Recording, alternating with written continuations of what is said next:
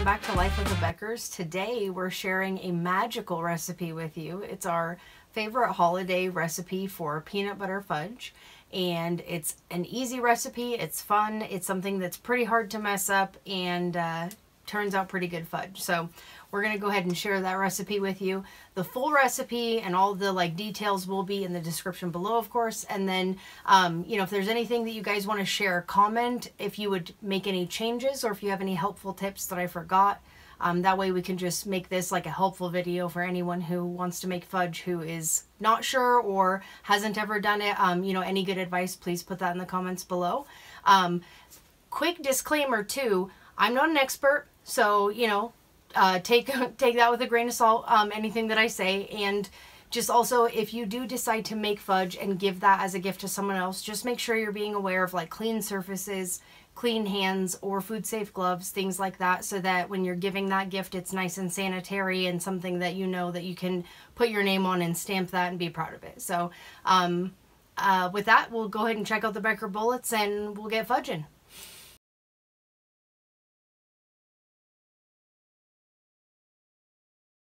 Here are our ingredients. So we have mini marshmallows, white sugar, evaporated milk, creamy peanut butter, vanilla extract, that one's homemade, butter, and light brown sugar. And the best thing for the peanut butter is to use what I call little kid peanut butter. You know, it's the kind that kids like. It's nothing like the natural stuff, you know, or something with low sugar or low fat or anything like that. You do want to use regular good old-fashioned whole fat, whole sugar, the whole deal peanut butter, so that it'll help the fudge set up the best. So these are ingredients for the peanut butter fudge. Couple of notes to make about the ingredients is that for your marshmallows, you want to make sure that they're nice and squishy, soft, fresh, you know, not a bag from 2.5 years ago in the bottom of the cupboard, because that'll definitely give you that grainy, gross consistency. It's a big culprit. So fresh marshmallows is really important. And then lastly, if you happen to not have mini marshmallows, but you have the large s'mores size marshmallows, those do work too. You can just cut them into fourths so that they melt properly. And I'll go ahead and put up on the screen the conversion rate for that so that you guys can see that, but that works just fine.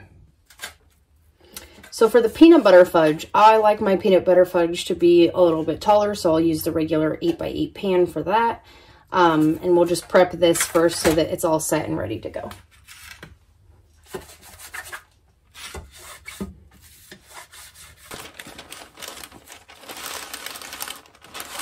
I'm going to try this. We'll see how it turns out.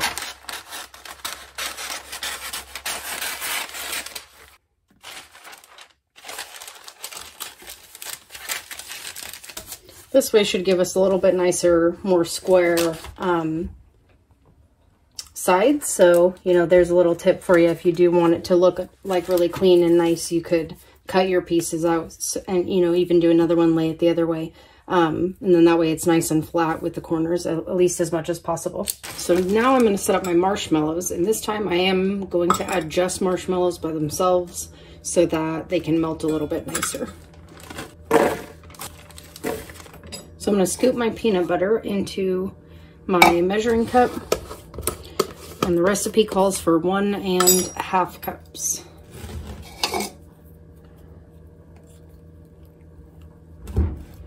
Look at that peanut butter.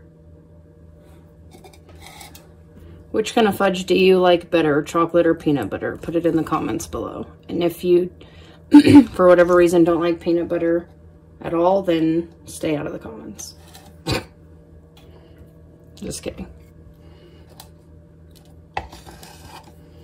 So what I'm going to do to make sure that my peanut butter is all level is I'm basically just going to smack it on the counter so that way it all levels out. That's a good trick for peanut butter. When you're measuring it, you can just kind of scoop it and then you just pat it and then it all comes down. But I'm going to do that on the counter. It's going to make a bunch of noise and So we'll cut that bit for you guys.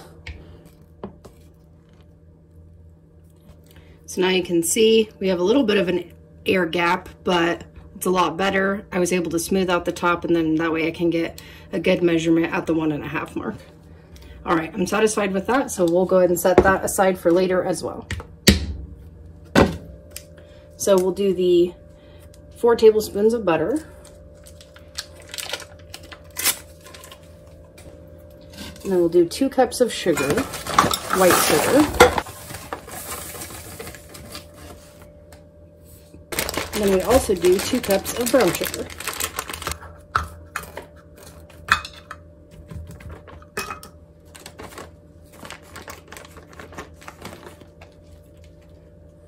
Sorry, editor Jesse. We'll just be cutting some of that out, that's all. There's 1 cup of packed brown sugar, and we'll do another. And there's number 2. Number 2 plot. And then we'll add our 1 cup of milk. I'm just going to use the rest of the evaporated milk and a little bit of the 1% milk from my fridge.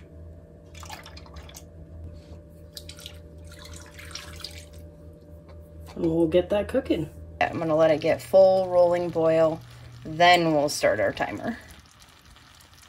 So we'll see. All right, now we'll start the timer. So my research that I did real quick while this was heating up indicates that stirring it constantly is really important to getting it smooth when you're done.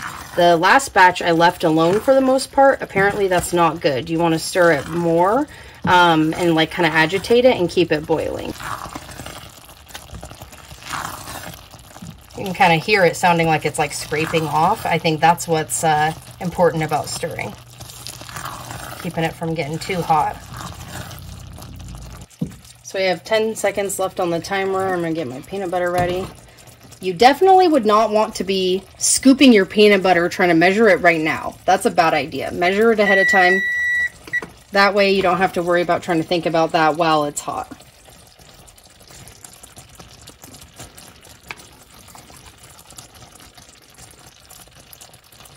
Like I said before, I'm gonna melt this peanut butter before I take it off the heat.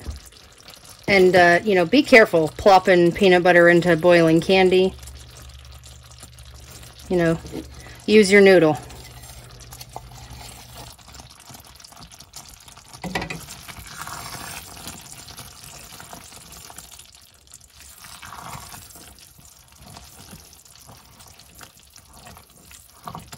You can see the peanut butter is cooling it way down now. So I'm glad I kept it on here.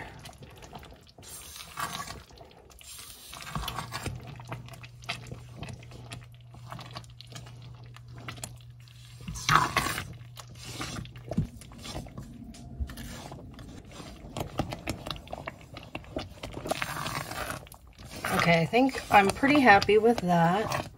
Oh, not quite. I just don't want there to be any big pockets of peanut butter that'll cool down faster the marshmallows and give us that grainy texture. Or I guess not grainy, but lumpy.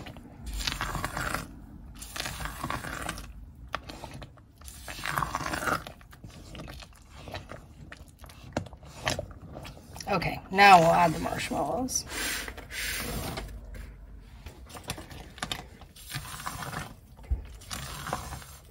And again, the marshmallows are just going to help us so that way, if for some reason our temperature wasn't quite high enough or we didn't cook long enough, because I don't have a candy thermometer, this is just kind of going to help blend it all together, cover any mistakes that I made, and no one will be the wiser that I cheated and used an easy method, and they'll think, wow, old-fashioned fudge, you must have pulled out your sundial to make that. Thank you so much. And you can just say, yeah, absolutely, you're welcome.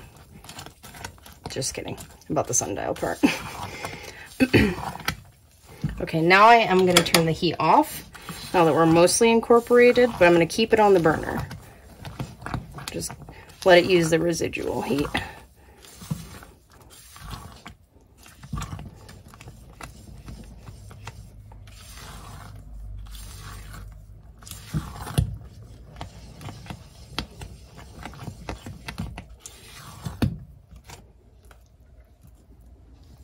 Oh, I wish you guys could smell this with like smell-o-vision. All right, we'll take it off the heat. You need vanilla. Oh, peanut butter emergency.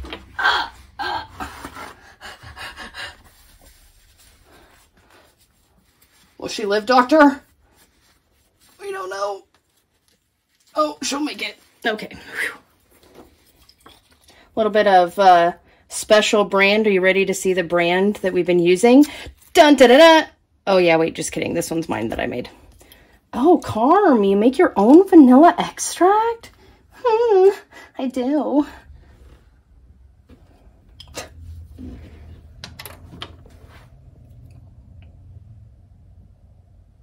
Oh, vanilla beans in there. Hello.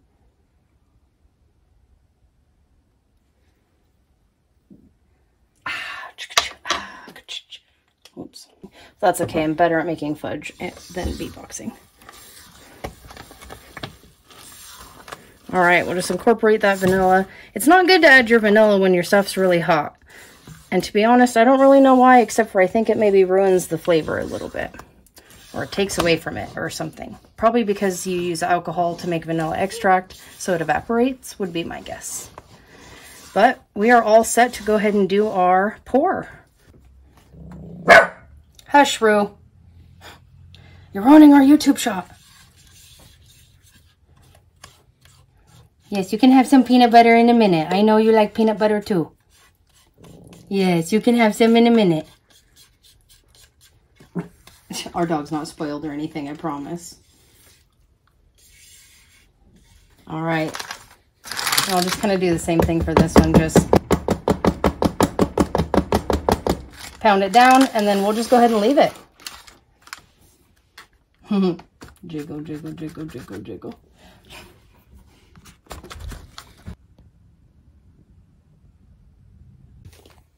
Oh, yes, just a little bit of peanut butter spoon.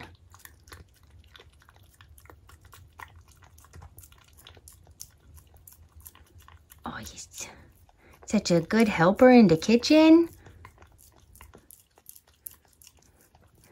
Don't worry if you've ever been our house guest. We wash our dishes after she does, guys.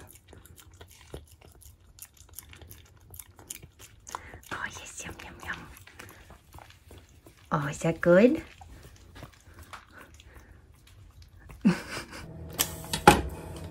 And then I'm going to show you the peanut butter, and it's set up all properly how it should be. So kind of like massage the bottom of the pan, make sure it's nice and loose, and then you should be able to just lift it right out like this. And that is proper fudge right there. And we'll just cut out our squares.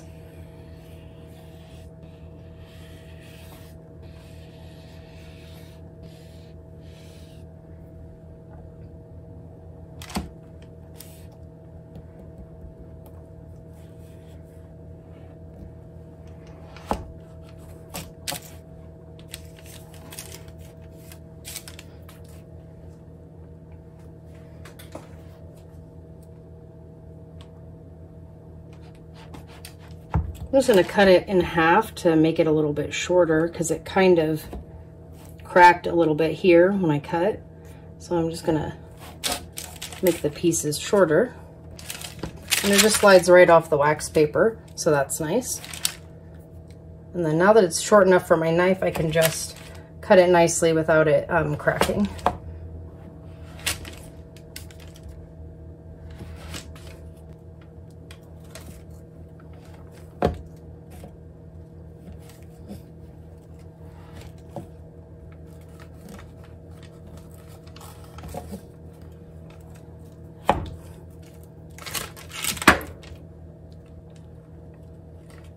And there you have a nice, cube of peanut butter fudge.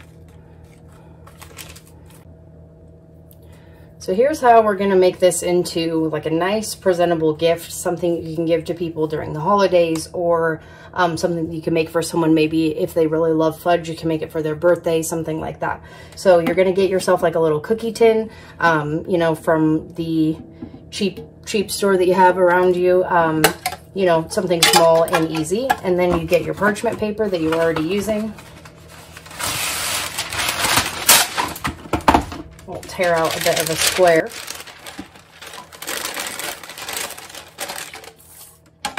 And we're just gonna basically just push that into the container. Make sure that you have a few corners that stick out. And then we'll just go ahead and place our fudge. Kind of stack it in there. And again, this is one of those things, you know, the fancier you want to do it, the fancier you can do it. So if you want like pretty wax paper, you can get that, or you want to mix like chocolate and peanut butter together, you can do that. Yeah, like I said, lots of different choices. But you'll just kind of rearrange those so that they're arranged together, and then once they are kind of how you like them, how you'd like them to look, then you'll just take the corners and you'll just kind of fold them down on top of each other, so that way there's no gaps.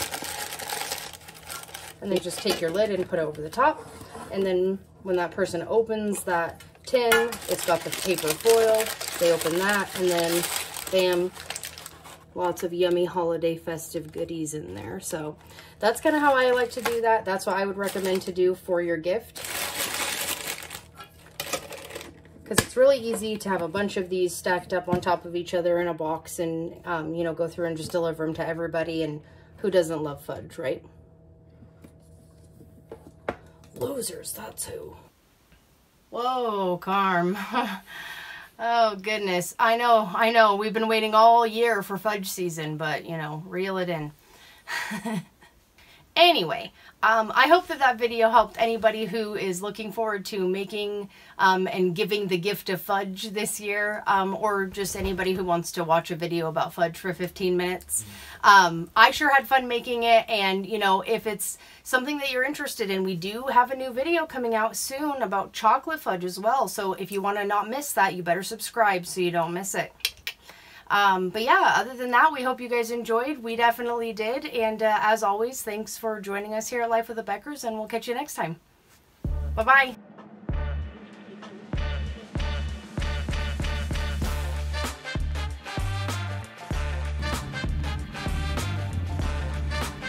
It's got the campsite, different one than last time. Sandwich break.